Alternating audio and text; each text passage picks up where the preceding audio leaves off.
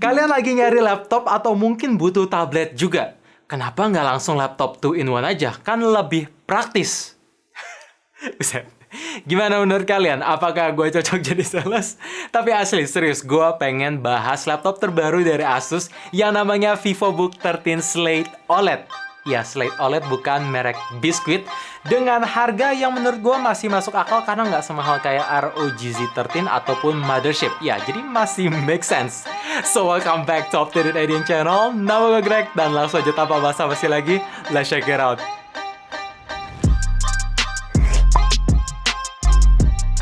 Bagian layar di laptop atau tablet yang saat ini oke lah, nggak kekecilan, yaitu di 13,3 inch dengan kombinasi rasio 16:9 yang oke banget ketika kalian mau gunain sebagai laptop ataupun ketika dipegang sebagai layar sentuh tablet.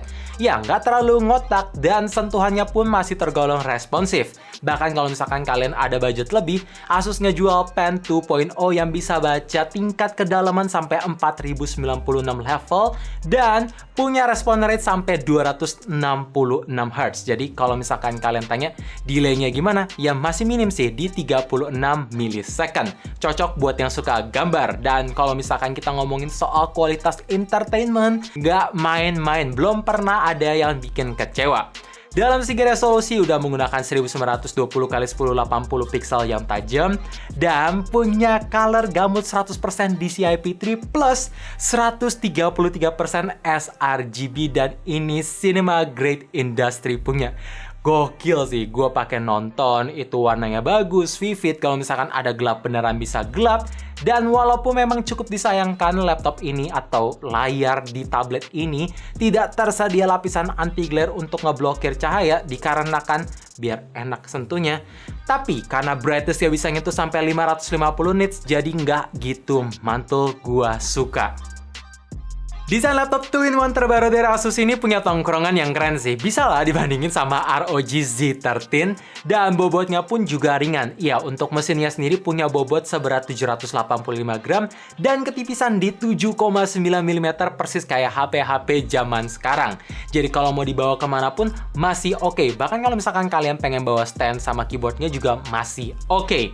Ngomongin soal build quality, ya udah terbuat dari aluminium yang solid dengan finishing doff matte yang memang nempel sidik jari gampang banget dan agak susah dibersihin, tapi ada sedikit aksen warna hijau yang terlihat ngentrik. Sekarang lanjut ngomongin soal port, cuman tersedia 4 aja di bagian kiri yang terdiri dari SD card, port jack 3.5 dan USB-C 3.2 Gen 2. Jadi yang nggak ada USB Type A. Nggak masalah, karena ini laptop 2-in-1 tinggal dipakein adapter aja. Dan kalau misalkan kita ngomongin soal stand, iya ini udah termasuk yang keren banget. Attention to detail dari Asus bagus karena ketika kalian mau pakein sebagai laptop stand, bisa. Dipakai mode laptop, bisa. Sampai kalau misalkan kalian pengen jadiin portrait mode untuk scrolling sosmed, juga bisa banget. Ini semua diperhatiin sangat-sangat keren. Dan by the way, karena ini laptop 2-in-1, jadi keyboardnya ya detachable, bisa dilepas pasang. Dan ngomongin soal keyboard sendiri memang belum menggunakan full size, tapi key travelnya bagus, clicky, dan ketika pertama kali gue gunain untuk ngetik langsung bisa terbiasa. Oh ya, by the way, untuk touchpadnya pun juga lega banget, plus clicky, dan punya armrest yang enak. Jadi ya, ini Asus tidak mengorbankan armrestnya juga. Paling di next gue berharap semoga keyboardnya tersedia LED backlight, sehingga kalau mau dipakai ngetik gelap-gelap ya bisa lah ya.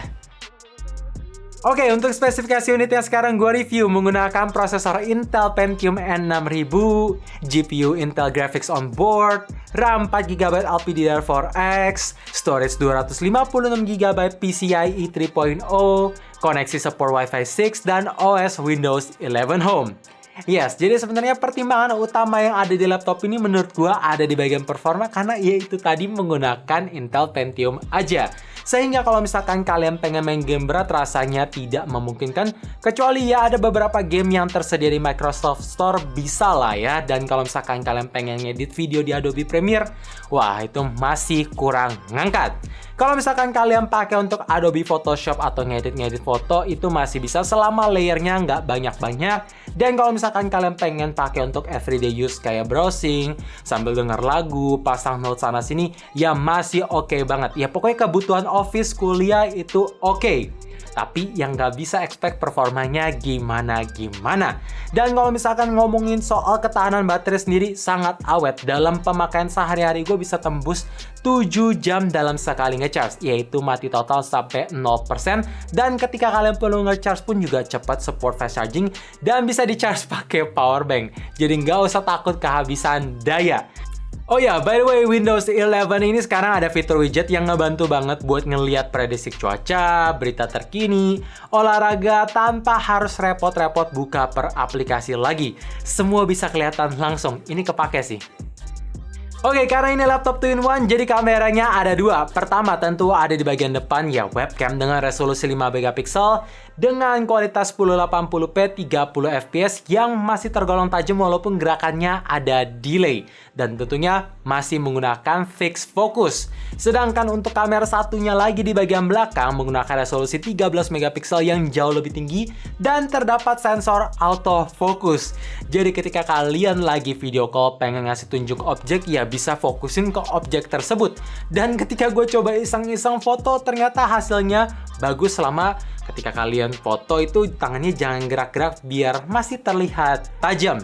Dan ngomongin soal mic quality, seperti biasa ciri khas Asus tersedia fitur AI noise cancelling sehingga suara latar belakang bisa difilter untuk menghasilkan suara kita yang lebih bagus atau lebih clear didengarnya lah ya. Dalam segi keamanan, laptop atau tablet yang satu ini mengandalkan fingerprint yang posisinya itu nyatu sama tombol power dan punya performa yang masih bisa gue bilang cepet karena sekali tekan langsung bisa masuk gak nyampe 1 detik dan juga responsif. Terus kalau kita ngomongin soal sound quality, laptop ini membawa quad speaker. Jadi ada 4 speaker, yang 2 ada di bagian kiri dan 2 lagi di bagian kanan dengan kualitas yang masih tergolong kencang. Bassnya oke walaupun lebih dominan ke treble. Ya, jadi ketika kalian pengen nonton bareng atau pengen denger lagu menggunakan speaker bawaan dari laptop, menurut gue ini masih bagus sih. Kalian denger aja sendiri, pasang earphone ataupun headset, gue play di volume 100%.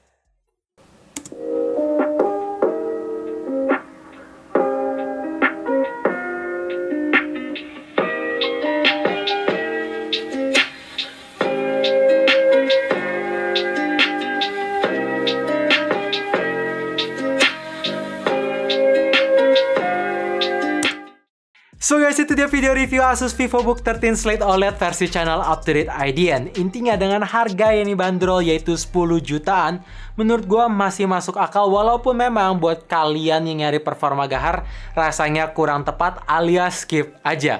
Laptop ini memang dikhususkan buat orang-orang yang mahasiswa, orang kerja dengan pemakaian yang standar Microsoft Office atau yang nggak terlalu berat, tapi pengen punya kualitas layar yang bagus, speaker bagus, dan yang pasti enteng untuk dibawa kemana-mana, ya ini bakalan cocok buat kalian. So, thank you for watching. Jangan lupa like dan subscribe channel ini, sekaligus nyalain notifikasinya juga, supaya kalian tahu kapan video baru diupload. And as always, stay safe, stay healthy, dan stay updated with up-to-date